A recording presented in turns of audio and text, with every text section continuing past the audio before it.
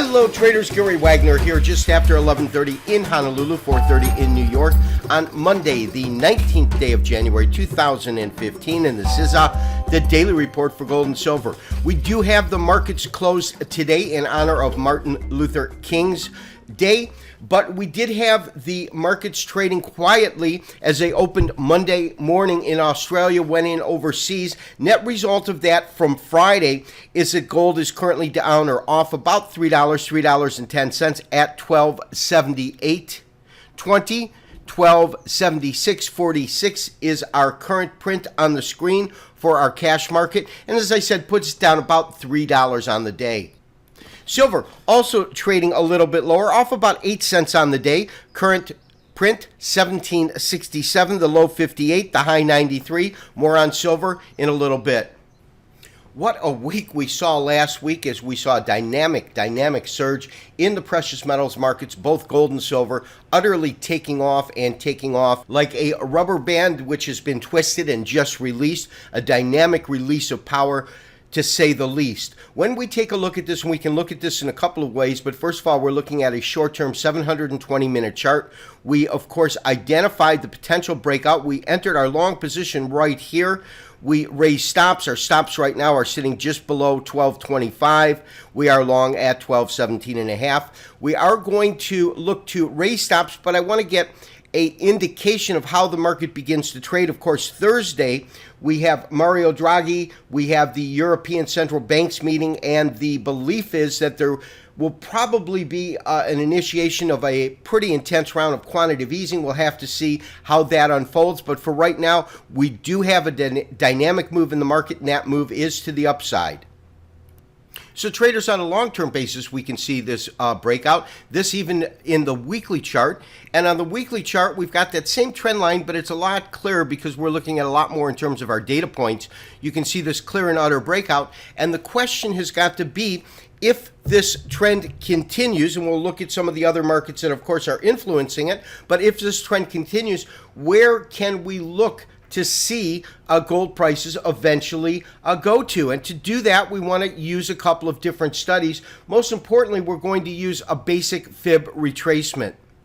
And all I've done is I've pulled up a daily chart. This is a spot market of gold. When we look at it, you can see that I've added one basic fib retracement. There's a couple of ways we want to look at this. The first way is that we want to use our different retracement points, and then we also want to take a look at the top. Right now, my sense is in terms of where this market could go, it's anywhere between 1292 and about, call it 1320. That's this previous top that I'm looking at here. And of course, 1292 is a 61% retracement, and it is a retracement of the move when we consider 1390 all the way down to 1130, and then the various marks that we come up with. Really, 1292 and then 1329 is a 76% retracement, and that also corresponds with this top here. So these are the two different marks. If, in fact, we see this market continue to thrive and to move, we could actually see it move to. Now, if we take a look at this particular bottom here, I'm going to draw that across, and you can see that that pretty much matches up with our current low. Our support levels that we want to look at, of course, are going to be just around here, which is, call it 1274, 1275, and then right in here, I believe this is 1261, and 1261 is our 50% retracement.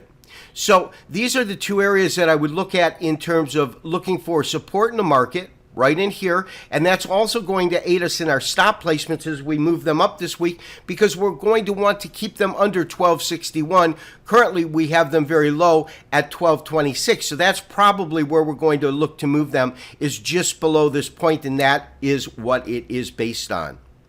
So traders, of course, the other markets were closed today, specifically the equities. And on Friday, we saw the market actually find a little bit of support. This is a weekly chart, so you don't see it as eloquently because it came in off of these lows. We talked about this on Friday. We also talked about the dollar and the tremendous strength that continued to show. Let's go ahead and move that up. Of course, these markets are unchanged as they're not trading today.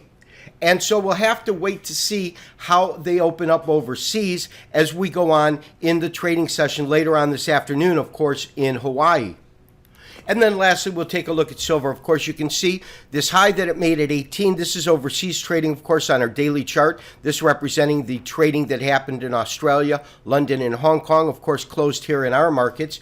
This being a daily chart, so a little bit of a sell-off. However, when we kind of compress this chart, let's go ahead and add some data points. And when we do that, we can see, now this is in terms of very major resistance and support, very major.